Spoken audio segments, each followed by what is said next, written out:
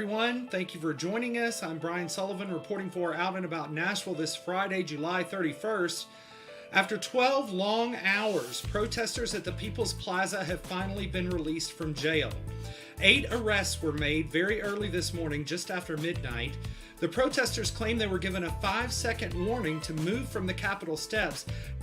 Now, less than an hour after those 8 protesters were released, we're told 2 more protesters were arrested for vandalism just this afternoon after drawing in chalk.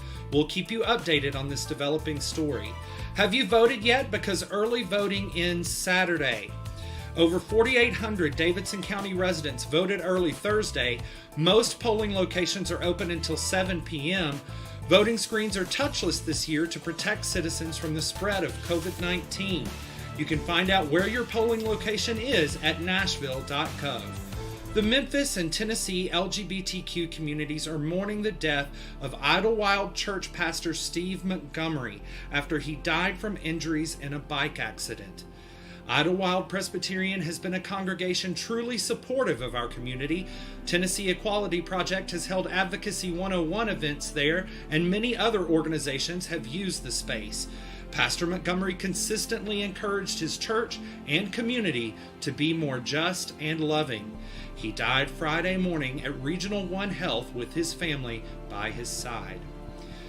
U.S. House Representative John Lewis, civil rights era icon and friend to the LGBTQ community, left a message for all of us to be published on the day of his funeral, which took place Thursday.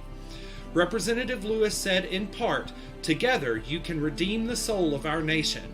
Though I am gone, I urge you to answer the highest calling of your heart and stand up for what you truly believe. While my time here has now come to an end, I want you to know that in the last days and hours of my life, you inspired me." You can read more of Representative Lewis's message on the New York Times website. We've posted a link on our social media. Former GOP presidential candidate Herman Cain has died after a battle with coronavirus. The former presidential hopeful was once considered by President Donald Trump for the Federal Reserve. Cain's death was announced Thursday on his website by Dan Calabrese, who edits the site and had previously written about his colleague's diagnosis. Cain was among the highest profile public figures in the United States to have died from COVID-19. You can read more on that story at cnbc.com. We've posted a link on our social media pages. Nashville Airport's B&A Vision just opened its 4th major concourse, and Out and About Nashville is one of only 2 local media outlets that received a tour of the $292 million project from CEO Doug Crulin. Crulin walked us through the entire $1.3 billion years-long project, including measures the airport has taken to keep visitors safe from COVID-19, measures that have already increased their annual budget by over $2 million. Along the tour, Crulin told us what it took to secure the massive amount of funding for the project. Take a look. Yes. Oh, yeah. So we, the overall B&A vision cost $1.389 billion, and we fund this. We're an airport authority, so we're required to generate our own revenue and pay our own expenses. So in order to borrow the money like that, we have to go to the lending agencies, if you will, in New York, explain to all the rating agencies how much money we need, how much we think we're going to make, and basically just like you would for a home loan. So we did that, and in December of this past year, right before the pandemic, we went and borrowed $920 million. Previous to that, it was a couple years earlier for that first garage we looked at. That was $200 million to build that garage plus a few other things. So we've borrowed the money. That's allowing us to keep going, and that's what's really helped us through the pandemic, to be able to keep all these employees employed constructing the new airport. Art from local artists and pleasantly surprising new customer conveniences decorate the 115,000 new square feet of terminal space, adding to the airport's original 1 million square feet. Now, what's next for the project includes a huge renovation of the center ticketing lobby, which will begin within the next few weeks.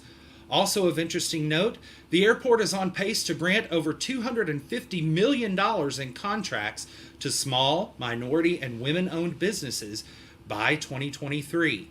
You can read more on that story on our website at outandaboutnashville.com.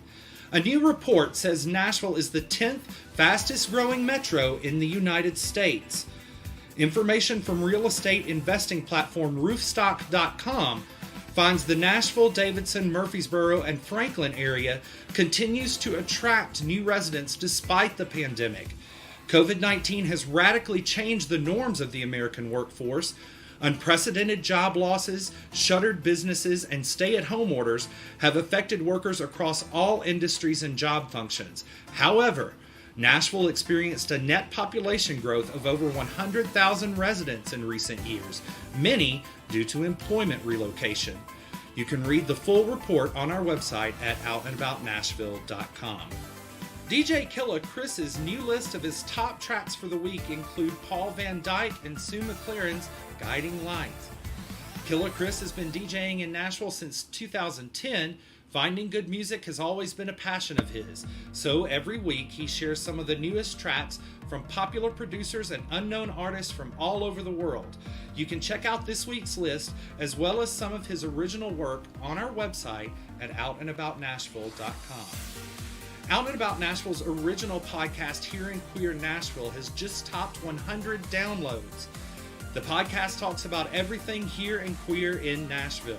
Hostess Vidalia Ann Gentry gags, guests, and gapes the brains of some of Nashville's most compelling queer voices. Take a listen. More complicated as we go, and so we're hoping, and we're diving into some real theoretical immune vaccine development here. In fact, most of the time, especially with viruses, when you're making a vaccine to it, you're going to do surface protein identification. And surface protein, okay, sorry, go ahead. I'll ask questions. No, it's all good. The spikes on the virus. Okay. So the little spikes sticking That's out. what I thought. That's generally what you're going to go for because that's it's on the surface. Any passing immune cell is going to see it, that kind of thing.